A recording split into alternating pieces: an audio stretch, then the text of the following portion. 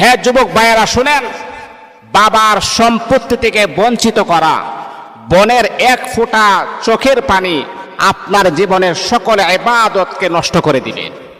মনে রাখতে হবে, আপনার দায়িত্ব, আপনি সুন্দরভাবে দায়িত্ব পালন করতে হবে। বাবার সম্পত্তি থেকে অনেক ভাইয়েরা আছে বোনকে মাহারাম করে দেয়, বোনকে বঞ্চিত করে দেয়।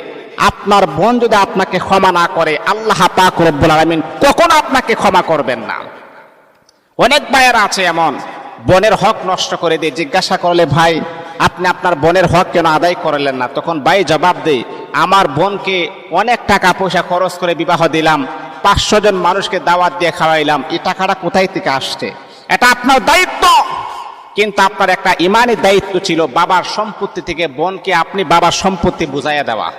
এই দায়িত্ব যদি আপনি পালন না করেন, আপনি হাজারো নামাজ পড়তে পারেন, আপনি 1000 বার হজ করতে পারেন,